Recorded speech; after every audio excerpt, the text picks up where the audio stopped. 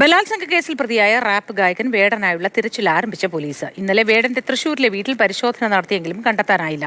കേസിന് പിന്നാലെ വേടൻ ഒളിവിൽ പോയി. ബിനിൽ ചേർന്നു കൂടുതൽ വിവരങ്ങളുമായി. ബിനിൽ, നേരത്തെ കൂട്ടി മുൻകൂർ ജാമ്യത്തിനുള്ള ശ്രമവുമൊക്കെ വേടന്റെ ഭാഗത്തുനിന്ന് നടത്തിയിരുന്നു.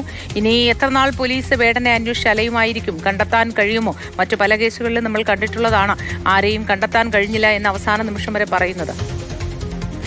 മോത്തി, ഈ കേസിൽ എന്തായാലും വേടന് വേണ്ടിയുള്ള വ്യാപകമായ തിരച്ചിലിലേക്ക് പോലീസ് കടന്നിരിക്കുകയാണ്. നേരത്തെ ഈ കേസിലെ തെളിവുകൾ പരമാവധി ശേഖരിച്ച ശേഷം അറസ്റ്റിലേക്ക് പോവുക എന്നതാണ് പോലീസ് ഉദ്ദേശിച്ചിരുന്നത്. അതിനുള്ള കാരണം എന്നത് 2021-നും 2023-നും ഇടയിൽ നടന്നിട്ടുള്ള ലൈംഗിക പീഡനത്തെക്കുറിച്ചാണ് ഇപ്പോൾ പരാതി നൽകിയിരിക്കുന്നത്. ഏതാണ്ട് 2 വർഷത്തെ കാലതാമസം ഈ പരാതിക്കുണ്ട്. അതുകൊണ്ട് തന്നെ ഇതിലെ ശാസ്ത്രീയ തെളിവുകളുടെ ശേഖരണത്തിന് പോലീസിന് ചില ബുദ്ധിമുട്ടുകൾ ഉണ്ടായിരുന്നു. ഇപ്പോൾ പെൺകുട്ടിയുടെ രഹസ്യമൊഴി രേഖപ്പെടുത്തി. അവർ ഒരു യുവ ഡോക്ടറാണ്. അതോടൊപ്പം തന്നെ വൈദ്യ പരിശോധന അടക്കമുള്ള തെളിവുകളും ശേഖരിച്ചു. അതിനുശേഷമാണ് ഇപ്പോൾ വേടനെ കണ്ടെത്താനുള്ള ശ്രമത്തിലേക്ക് പോലീസ് പോയിരിക്കുന്നത്. ഇന്നലെ വേടന്റെ തൃശ്ശൂരിലെ വീട്ടിൽ പോലീസ് എത്തി പരിശോധന നടത്തിയെങ്കിലും കണ്ടെത്താൻ കഴിഞ്ഞിട്ടില്ല. വ്യാപകമായ ഒരു പരിശോധനയിലേക്ക് പോലീസ് കടക്കുകയാണ്.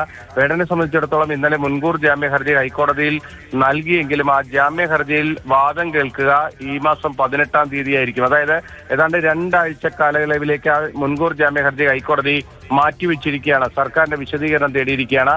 അതുകൊണ്ട് തന്നെ അറസ്റ്റിന് മറ്റ് നിയമപരമായ തടസ്സങ്ങൾ പോലീസിന് മുന്നിലില്ല. അതുകൊണ്ടാണ് പോലീസ് വ്യാപകമായ ഒരു തിരച്ചിലേക്ക് കടന്നിരിക്കുന്നത്. വേടന് മുന്നിലുള്ള ഒരു വലിയ വെല്ലുവിളി എന്നത് ഈ 10-16 ദിവസക്കാലം പോലീസിനെ വെട്ടിച്ച് കഴിയുക എന്നതാണ്. പ്രത്യേകിച്ച് വേടൻ എല്ലാവരും അറിയുന്ന ഒരാളാണ്. അതുകൊണ്ട് തന്നെ ഒളിവിൽ കഴിയുക പ്രയാസമായിരിക്കും.